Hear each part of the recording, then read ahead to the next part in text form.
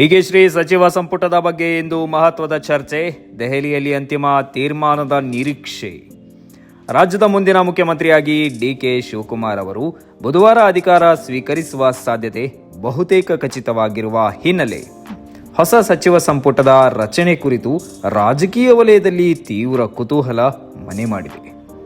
ಸಚಿವ ಸಂಪುಟದಲ್ಲಿ ಯಾರಿಗೆ ಸ್ಥಾನ ಸಿಗಲಿದೆ ಹಾಗೂ ಎಷ್ಟು ಮಂದಿ ಮೊದಲ ಹಂತದಲ್ಲಿ ಪ್ರಮಾಣ ವಚನ ಸ್ವೀಕರಿಸಲಿದ್ದಾರೆ ಎಂಬ ಬಗ್ಗೆ ಇಂದು ನಡೆಯಲಿರುವ ಸಭೆಯಲ್ಲಿ ಮಹತ್ವದ ನಿರ್ಧಾರ ಹೊರಬೀಳುವ ನಿರೀಕ್ಷೆ ಇದೆ. ಕಾಂಗ್ರೆಸ್ ಹೈಕಮಾಂಡ್ ಜೊತೆ ಸಮಾಲೋಚನೆ ನಡೆಸಲು ಎಐಸಿಸಿ ಅಧ್ಯಕ್ಷ ಮಲ್ಲಿಕಾರ್ಜುನ್ ಖರ್ಗೆ ಅವರು ದೆಹಲಿಯಲ್ಲಿ ಹಿರಿಯ ನಾಗರಿಕರೊಂದಿಗೆ ಸಭೆ ನಡೆಸಲಿದ್ದಾರೆ. ಈ ಸಭೆಯಲ್ಲಿ ರಾಹುಲ್ ಗಾಂಧಿ, ಕೆಸಿ ವೇಣುಗೋಪಾಲ್ ಹಾಗೂ ರಣದೀಪ್ ಸಿಂಗ್ ಸುರ್ಜೇವಾಲ್ ಭಾಗವಹಿಸಲಿದ್ದು, ಡಿಕೆ ಶಿವಕುಮಾರ್ ಹಾಗೂ ಹಂಗಾಮಿ ಮುಖ್ಯಮಂತ್ರಿ ಸಿದ್ದರಾಮಯ್ಯ ಕೂಡ ಹಾಜರಾಗುವ ಸಾಧ್ಯತೆ ಇದೆ.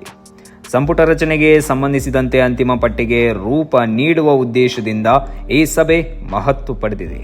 ಸಚಿವ ಸ್ಥಾನಕ್ಕಾಗಿ ಅನೇಕ ಶಾಸಕರು ಪ್ರಯತ್ನ ನಡೆಸುತ್ತಿರುವುದರಿಂದ ಅಭ್ಯರ್ಥಿಗಳು ಆಯ್ಕೆ ಕಾಂಗ್ರೆಸ್ ನಾಯಕರಿಗೆ ಸವಾಲಾಗಿ ಪರಿಣಮಿಸಿದೆ. ಸಚಿವ ಸ್ಥಾನಗಳ ಸಂಖ್ಯೆ ಸೀಮಿತವಾಗಿದ್ದರೂ ಅವಕಾಶಕ್ಕಾಗಿ ಹಲವಾರು ನಾಯಕರು ಪೈಪೋಟಿ ನಡೆಸುತ್ತಿದ್ದಾರೆ.